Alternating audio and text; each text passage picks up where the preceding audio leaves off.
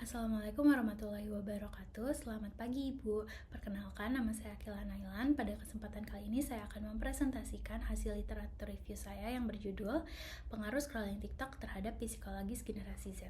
Di saat ini, media sosial sudah menjadi bagian yang tidak terpisahkan dari kehidupan sehari-hari generasi Z.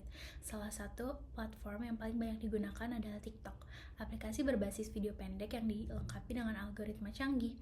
TikTok tidak hanya digunakan sebagai hiburan, tetapi juga untuk sumber informasi dan ruang ekspresi diri. Namun, ada satu kebiasaan yang tanpa disadari terbentuk dari pengguna TikTok, yaitu kebiasaan scrolling tanpa henti atau yang biasa disebut dengan doom scrolling. Dan inilah yang menjadi fokus pada kajian literatur review. Sebelum masuk ke dampaknya, mari kita lihat seberapa besar fenomena ini. Berdasarkan data dari Call.id 2025, jumlah pengguna TikTok secara global meningkat drastis dari 465 juta pengguna di tahun 2020 menjadi 955 juta pengguna di tahun 2025. Itu berarti hampir 2 kali lipat hanya dalam 5 tahun. Dan dari seluruh pengguna tersebut, generasi Z lah yang paling mendominasi menggunakannya. Lalu, mengapa scrolling bisa menjadi kebiasaan yang sulit dihentikan? Terdapat 3 faktor utama. Yang pertama, fitur infinite scroll, yaitu tidak ada batas akhir konten sehingga pengguna TikTok tidak tahu kapan harus berhenti. Yang kedua, ada algoritma personalisasi, yaitu konten yang muncul selalu terasa relevan karena disesuaikan dengan minat dan interaksi kita sebelumnya. Ini membuat kita terus tertarik untuk melihat lebih banyak. Yang ketiga, ada aksesibilitas smartphone.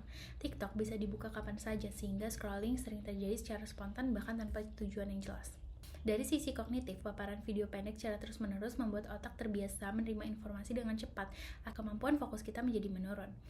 Nah, aktivitas yang butuh konsentrasi seperti membaca atau belajar jadi terasa lebih sulit. Selain itu, fenomena yang disebut dengan overstimulation, yaitu otak menerima terlalu banyak stimulus dalam waktu singkat. Meskipun scrolling terlihat santai, sebenarnya otak cukup bekerja keras sehingga timbul kelemahan mental yang nyata. Nah, dampaknya tidak hanya pada kognitif, tetapi juga sangat terasa pada kondisi emosional kita. Algoritma TikTok sering menyajikan konten yang bersifat personal dan emosional secara berulang-ulang. Konten sedih ini memicu insecure atau konten yang memperlihatkan standar kehidupan orang lain. Paparan ini bisa menimbulkan kecemasan, overthinking, bahkan penurunan kepercayaan diri akibat social comparison. Nah, yang lebih mengkhawatirkan adalah scrolling juga bisa berkembang menjadi ketergantungan digital, membuka aplikasi tanpa tujuan, dan sulit berhenti, hingga mempengaruhi kualitas interaksi kita di sosial media dengan interaksi kita di kehidupan nyata.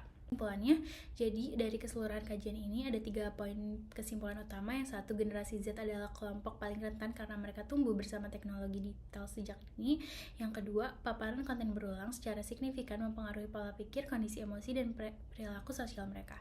Yang ketiga, keseimbangan secara aktivitas digital dan keseharian mental bukan lagi sesuatu yang opsional.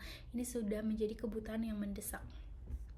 Kemudian untuk itu saya ada 4 rekomendasi yang bisa diterapkan. Yang pertama, digital detox.